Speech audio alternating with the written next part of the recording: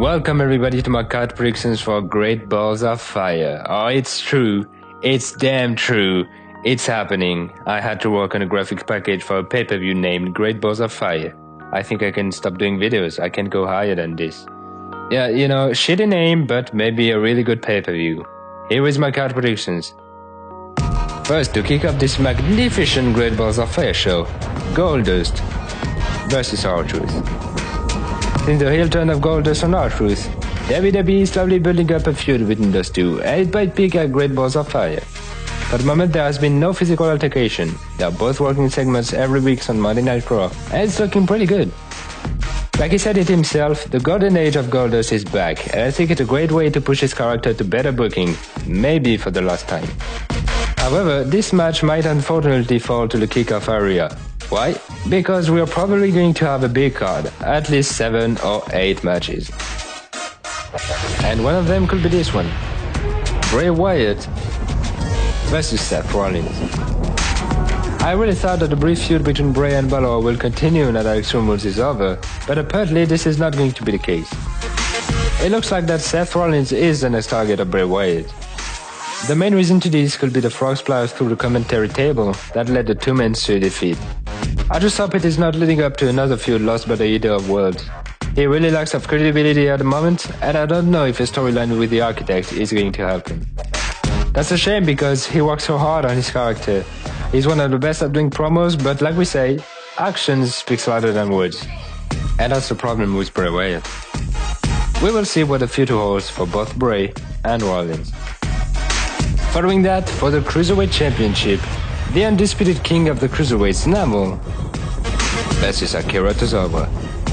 Tozawa wasn't my first choice. I hesitated a lot between him and TJP, but now that I saw what happened at 205 Live, I think Tozawa could be the next contender for the title.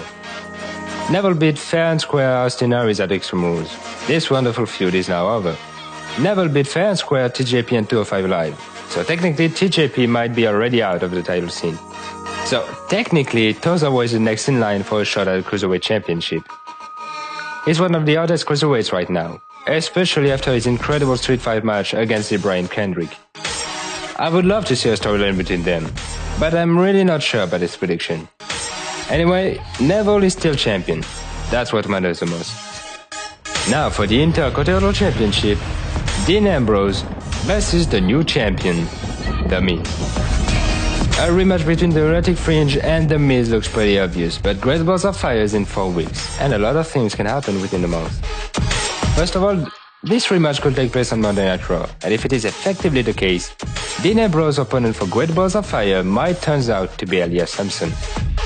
No matter if the Intercontinental Championship match is taking place next Monday or next month, I believe that Samson will cost Dean Ambrose the opportunity to claim back the title. A storyline between them has already started, but we saw on Raw that the one between Ambrose and Miz is not over yet. That segment was absolutely great. Miz destroyed the crowd, killed the beer, dropped the greatest elbows I ever saw on a Great Peacock clock, before Ambrose put him on the ground. The chemistry between those two is great, and I think and hope we're gonna see another of their match at Great Balls of Fire. And then for the Raw Tag Team Championships, the team of Sheamus and Cesaro versus the Hardy Boys. I gotta admit, I was surprised to see Cesaro and Sheamus winning back the Tag Team Championships, but I begin to think that it was a good choice. As champions, it will be easier for them to develop their heel personality and get more hate from the crowd like when they stole the victory from the Hardy Boys at Extreme Rules. Speaking of them, I would not be surprised if they're not trying to take back the titles and move on to other storylines. But technically, they get a rematch whenever they want, and they might play that out at Great Balls of Fire. The good thing is that the Hardy Boys doesn't need the Tag Team Championships to shine. So we will see if this feud continue, or if Jeff and Matt will go another way. For the Raw Women's Championship, the 5 feet of Fury Alexa Bliss versus the 6 feet of I'm gonna whoop your ass, Nia Jax. One of the most shocking moments of Extreme Rules for me was maybe Alexa Bliss squashing Bayley in a 5-minute matchup. I don't know the reasons for this. Maybe it is because of the historic This Is Your Life segment, but Bayley certainly didn't deserve that. She was kicked away from the title scene, leaving the door wide open for Nia Jax. Nia was pretty quiet since WrestleMania, but it's now time for her to get a shot at the championship, like Alexa promised. They already had a confrontation on Raw, but I think it is safe to say that they're gonna have a date at Great Balls of Fire. Following that, I picked this match. Roman Reigns versus Finn Balor. Roman and Finn are without any opponents following Extreme Rules, but during the Fatal 5-Way, Finn was milliseconds away from pinning Reigns and win this match. Plus, Roman gets a monster hit every time his name is pronounced, mainly because of the way he's booked by the officials, and goes bigger night after night. And that's the best thing that will happen to him. If you want to amplify that and help him getting over, put him against Finn Balor. Thing is, if this match happens, it can be immediately stopped by a man, a monster that is not finished with Roman Reigns, Braun Strowman. He is scheduled to be out for 6 months, but expect him to come back sooner than expected. And for the main event, the Destroyer Samoa Joe versus the Beast Brock Lesnar for the Universal Championship. Samoa Joe is the #1 contender for the Universal Championship. I didn't expect that at all. I predicted and wanted Finn Balor versus Brock Lesnar, but Samoa Joe versus Brock Lesnar is a goddamn dream match, and I can't wait to see them facing each other at Great Balls of Fire. I just hope Joe is not a placeholder who's going to be fit to Lesnar and transform a great-looking main event into a glorified house show main event. Nonetheless, Joe is a different opponent for Brock Lesnar.